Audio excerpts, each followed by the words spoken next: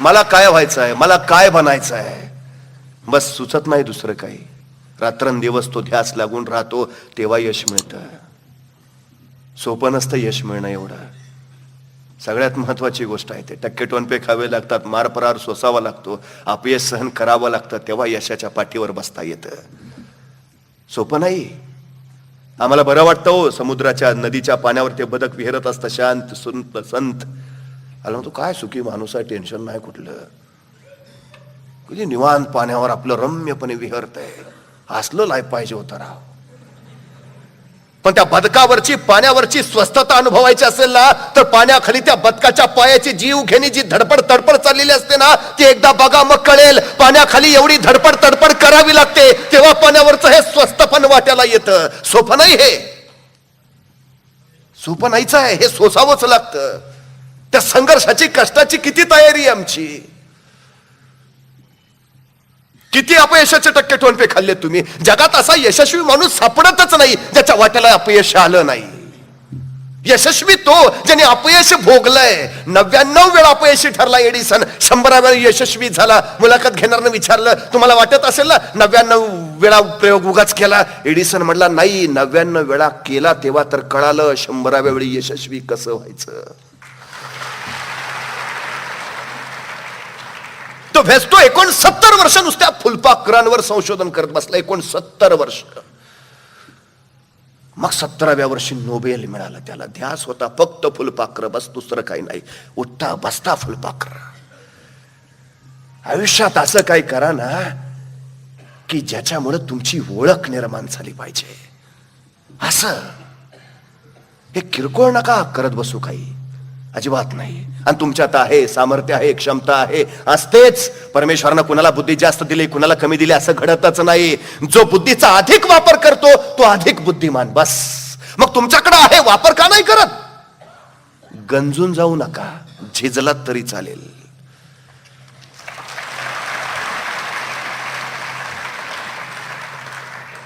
वापरून वापरून तलवार झिजली तर अधिक धारदार होते, पण वापरा विना ठेवली तर गंजून जाते.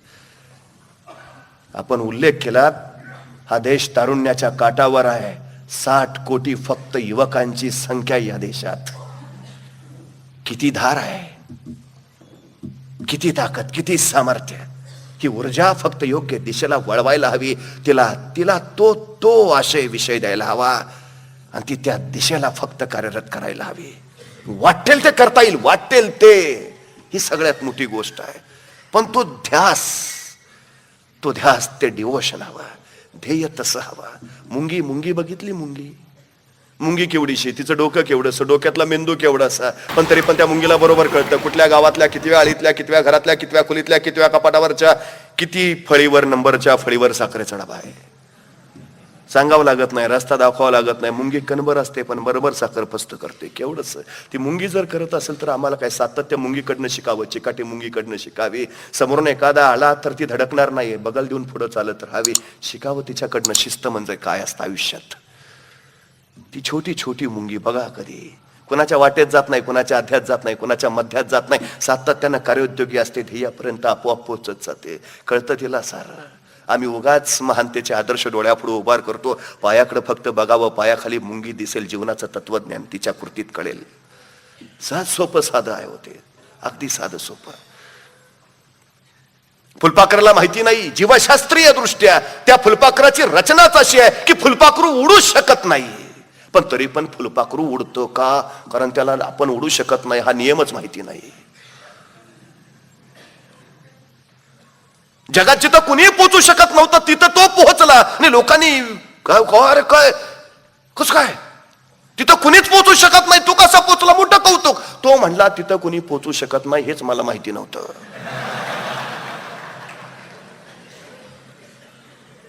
फार माहिती करून घेणं फार अडचणीचं असतं.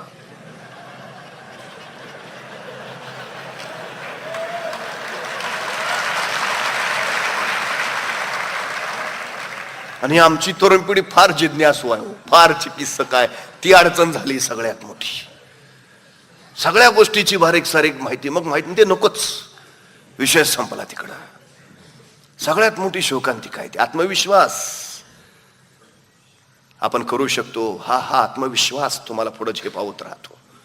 तो आत्मविश्वास भरपूर आहे, प्रचंड आहे आपल्यात. पण त्या आत्मविश्वासाला जी कृतीची जोड हवी ती फार महत्वाची आहे. शाळेचा निकाल लागला, विनायक दामोदर सावरकर शिक्षकांकडे गेले आणि शिक्षकाने त्याने प्रश्न विचारला, गुरुजी निकाल लागला, दुसरा नंबर कोणाचा आला? शिक्षक म्हणले, असं काय? अरे पहिला नंबर कोणाचा आला विचार ना. नाही, पहिला माझा आहे ते मला माहिती आहे, दुसरा कोणाचा आला ते सांग. याला आत्मविश्वास म्हणतात. जमेल का रे मला? होईल का रे माझ्याकडून? तुला होणारच नाही, पडूच नको त्यात. देतच नाही ना बळ, तुला जमेल करेल नाही प्रकारच नाही आमच्यात, तो ही सगळ्यात मोठी अडचण आहे.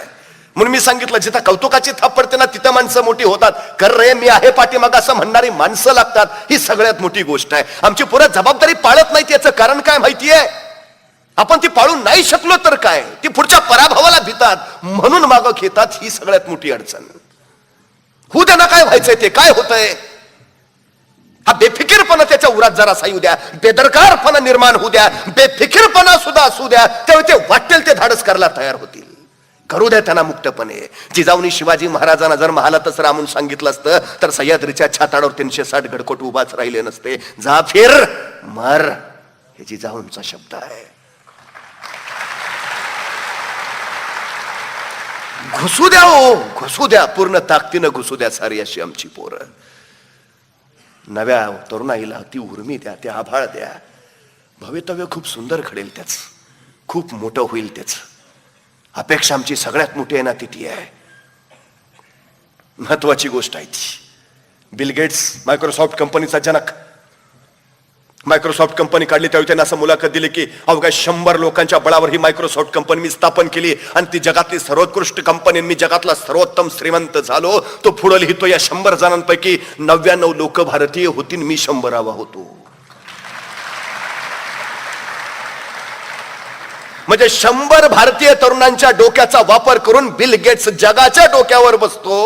आम्हाला आमच्या डोक्याचं समतन सामर्थ्य कळत नाही. कोण शोकांतिका सांगा आमच्या पोरांना, तुझ्यात आहे आहे आहे, चल. ही सगळ्यात महत्वाची गोष्ट आहे. अडचण काय झाली सांगू?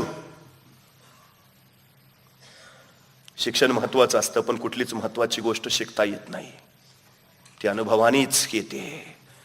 आमची पोरं जीवनाच्या शाळेमध्येच नाहीत, ही अडचण आहे. ती विचारभिंतीच्या शाळेत जरूर आहेत, जीवनाच्या शाळेत नाहीत, ही शोकांतिका आहे. सगळ्यात मोठी अडचण. शाळांमध्ये जीवशास्त्र शिकवलं जातं, जीवनशास्त्र शिकवलं जात नाही. शाळांमध्ये चित्रकला शिकवली जाते, चरित्रकला शिकवली जात नाही. ही सगळ्यात मोठी अडचण आमची. यशवंतराव चव्हाणांनी 8वीत असताना एका लिंबाच्या झाडावर चढून भारतीय देशाचा तिरंगा फडकावला आणि वंदे मातरमचा नारा करून इंग्रजांनी त्यांना अटक केलं, तुरुंगात टाकलं. 8वीत असलेला पोर आहे, तुरुंगात खितपत पडलाय. संध्याकाळी 6च्या सुमारास आईला कळलं, आई मास्तांना घेऊन त्या तुरुंगात आली.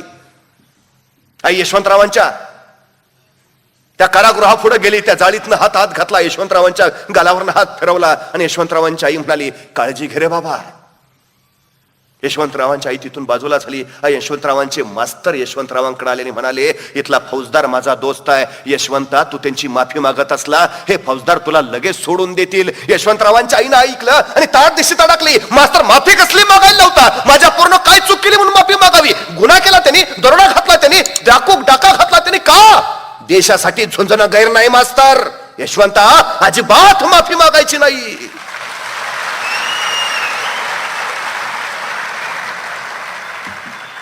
ते यशवंतराव कृष्णकाठ मध्ये लिहितात, जर त्या दिवशी माझ्या आईनं मला असं म्हटलं असतं, बाबा रे आपण गरीब माणसं, चांगला शिक, नोकरी धर, पोटापाण्याचं बघ, कशाला असल्या उद्योगात पडतो,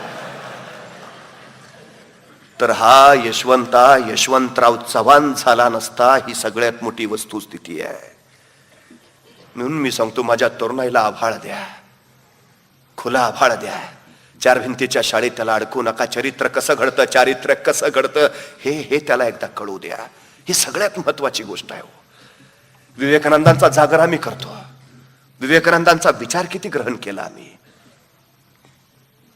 पाहुणे आलेत घरात, लहान मुलाला प्रश्न विचारतात, काय रे काय करतोस, कितवीत जातोस, काय बनणार, काय होणार. त्या छोट्या नरेंद्रलाही विचारलं कुणीतरी, अरे तू काय होणार? हा नरेंद्र भिंतीवरच्या चित्राकडे बघत म्हणाला, मी ड्रायव्हर होणार. दुसरे आईबाप असतील तर बरं, आमच्याच पोटाला आलास, चार चौघा पुढे आबरू काढतोस. डॉक्टर व्हायचं सांगावं, बाळा इंजिनियर व्हायचं सांगावं, ड्रायव्हर होणार. परत पाहुण्यांच्या पुढे सोडला नसता कधी, त्याला कोंडून ठेवला असता. पण त्या नरेंद्रच्या आईनं त्या नरेंद्रला जवळ घेतलं, गलावरनं हात फिरवून त्याला म्हणाली, बाळा ड्रायव्हरच हो. आणि त्या भिंतीच्या चित्राकडे बघत सांगितलं, त्या अर्जुनाला गीता सांगणाऱ्या त्या कृष्णासारखा ड्रायव्हर हो.